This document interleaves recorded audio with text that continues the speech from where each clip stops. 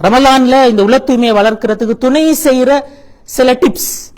முதல்ல சொல்லி தொழுகை உரிய நேரத்தில் ஜமாத்தோடு நிறைவேற்றுங்க. அதாவது ரமலான் மற்ற காலங்களில் வேற வேற பிஸிகள் அது இது என்று சொல்லி நாங்க கொஞ்சம் அங்கலங்கள் ஆகலும் உரிய நேரத்தில் தொழுங்க, ஜமாத்தோட தொழுங்க. வீட்டில் இருந்தாலும் ஃபேமிலியோட ஜமாத்தோட தொழுங்க. கையில எப்பவுமே ஒரு முஸ்ஹப், ஒரு குர்ஆனை வச்சு கொள்ளுங்க. சந்தர்ப்பம் கிடைக்கிற நேரத்தில் எல்லாம் ஓதுங்க. நான் சாதாரணமாக ஒரு விஷயத்தை அவதானிச்சிக்கிறேன். பாங்கு சொன்ன உடனே ஆண்களை பொறுத்தவரை பள்ளிக்கு போனீங்கண்டா 10 மினிட்ஸ் 15 மினிட்ஸ் சிம்பிளா கிடைக்குது. அந்த நேரத்தில் உங்களுக்கு ஒரு 15 நிமிஷம் நேரம் எடுத்தீங்கன்னா அரை ஜுஸ் ஓதையிலும் சிம்பிளா. அப்ப குர்ஆனை கிடைக்கிற நேரங்கள் எல்லாம் ஓதையிலும்.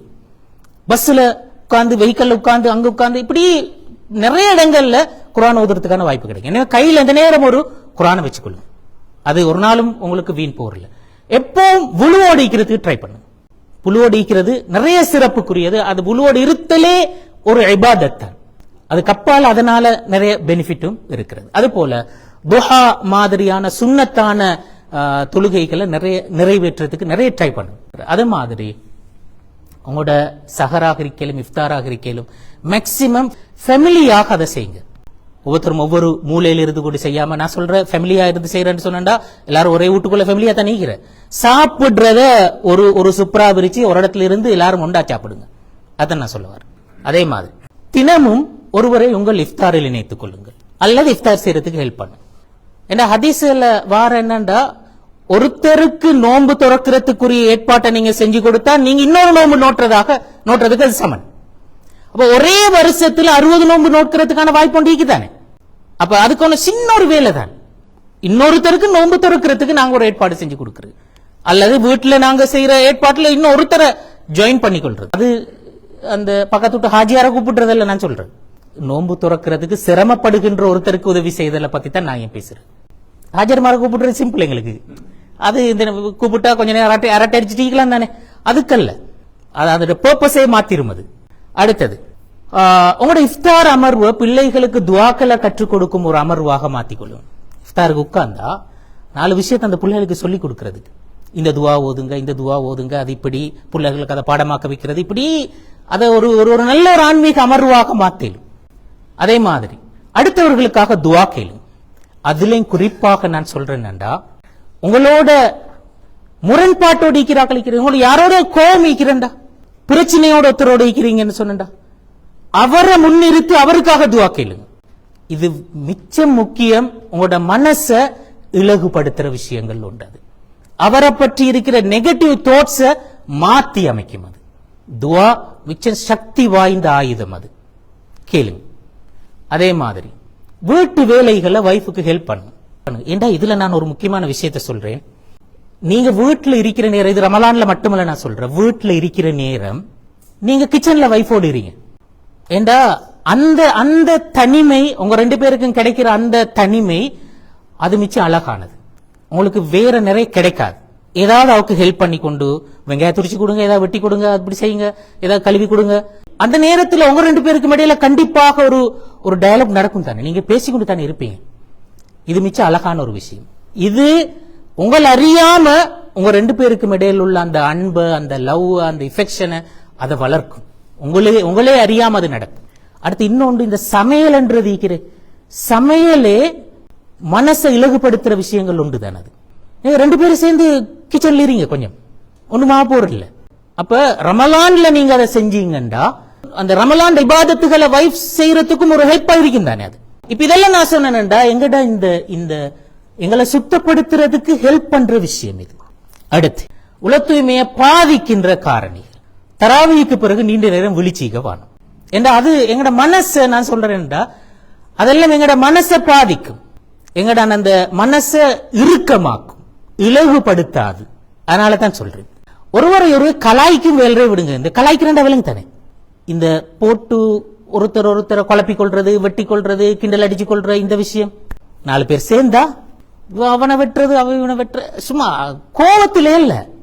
அவரை வெட்டி என்னவாலும் சொல்லிட்டு எல்லாரும் சேர்ந்து சிரிக்கிற, இவரை வெட்டி என்னவாலும் சொல்ல எல்லாரும் சேர்ந்து சிரிக்கிறதான். ஆனா 2 மனசும் காயப்படும். சிரிக்கிற நேரத்துல அது சந்தோஷத்துல சிரிக்கிறது அல்ல, அது ஒரு வன்ம சிரிப்பு. அது மனச கல்லாக்கும். கஸ்வத்துல் கல்ப் என்று சொல்ற மனச இறுக்கமாக்குற விஷயம், மனசு கல்லாக்கும். அது அதே மாதிரி தான். அதை நாங்க யாரை நோக்கி இந்த கிண்டல் அடிக்கிறோம், அவர் கண்டிப்பா அது காயப்படும். அது சேர்ந்து சேர்ந்து சேர்ந்து சேர்ந்து சேர்ந்து ஒரு நாள் வெடிக்கும். அப்ப நான் சொல்ல வந்தேன் என்றால், இது இது மிச்சம் பிழையான ஒரு ஒரு பழக்கம் எங்கள்கிட்ட இருக்கிறது. நாங்க மேக்சிமம் அதை விட்டு வெளியில வரணும். ரமலான்ல ட்ரை பண்ணி பார்ப்போம். யாரோடும் சத்தத்தை உயர்த்தி பேசவானும். ரமலான்ல ஹதீஸ்ல மிச்சம் தெளிவா வந்த விஷயங்கள் உண்டு. ஃபலா யஸ்ஹப், கத்தாதீங்க என்று சொன்னது. சத்தம் போடவான். இந்த சத்தம் போடுறேன்னு சொல்றது ஆன்மாவை பாதிக்கிற விஷயங்கள் உண்டு. அது அதே மாதிரி அடுத்தாக்களை பத்தி பேசவான். உட்கார்ந்துட்டு நாங்க 2 பேர் இருக்கிறோம், அடுத்து மீட்டிங் 10 பேர் கூப்பிட்டு இருக்கிறோம், 2 பேர் 3 பேர் வந்திருக்கிறாங்க, அடுத்த 7 பேரை பத்தி நல்ல டிஸ்கஷன் ஒன்று போகும். அதுவும் வான். அதுகளும் எங்கட மனசை கொள்ளும். அதான் நான் சொல்றேன். மனைவி மீது எரிந்து விழாதீர்கள், கணவன் மீதும் எரிந்து விழாதீர்கள். அது நாங்க ஏற்கனவே அதை சொல்லிட்டோம். அதோட மறுபக்கம். அடுத்து பிள்ளைகளின் தவறுகளுக்காக அவர்களை அடிக்கவானும். குறிப்பா ரமலான்ல நான் சொல்றேன். அடித்தல் என்று சொல்றது தியரட்டிக்கலா நான்டா மறுக்கல்ல. அது அதுல ஒரு நியாயம் ஒன்று இருக்கு.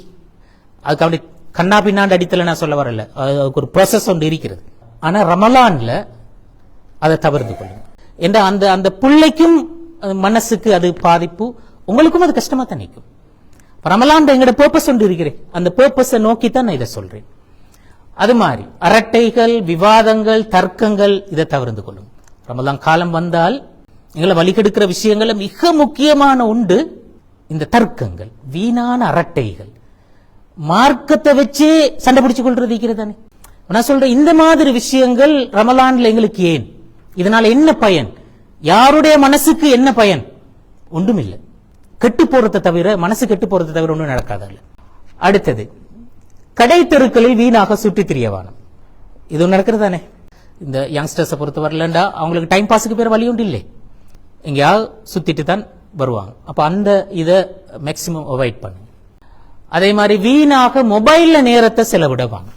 நான் இந்த கருத்தில் இல்லை. அதாவது எல்லாத்தையும் ஆஃப் பண்ணி வைக்கணும், சோசியல் மீடியால இருந்து லீவ் ஆகணும், அந்த அந்த இடத்துல நான் இல்லை.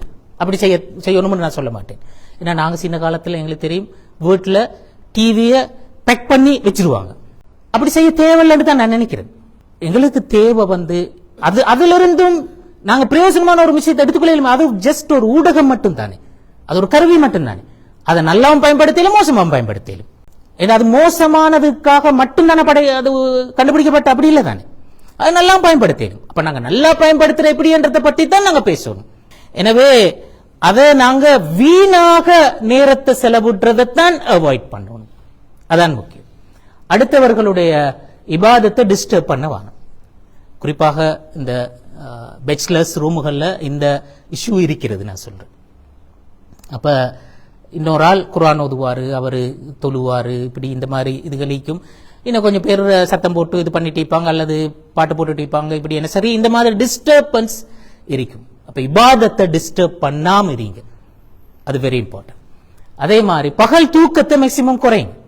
தூக்கவானு சொல்லல, என்னடா எப்படியும் பகல்ல தூக்கம் வரும், நோம்பு பிடிச்சிக்கிற நேரத்தில் எப்படியும் தூக்கம் வரும், தூங்குங்க, லிமிட் பண்ணிக்கொள்ளுங்க என்று சொல்றது. ஹை, இதுல சொல்ல வந்த விஷயம், அப்ப ரமலான் எங்களை சுத்தப்படுத்தி, ரமலானுக்கு பிறகு, அதிலையும் குறிப்பா லைலத்துல் கத்ருக்கு பிறகு நாங்க ஒரு புது மனிதனாக புதிய வாழ்க்கையை தொடங்குறதற்கு எங்களை தயார்படுத்துகின்ற ஒரு காலம் தான் இந்த ரமலான் காலம். அப்ப அந்த நோக்கத்தை அடைஞ்சு கொள்ற மாதிரி நாங்க ரமலானை பயன்படுத்தணும் என்று சொல்றதுதான் இங்க நான் உங்களுக்கு சொல்ல நினைச்ச விஷயம்.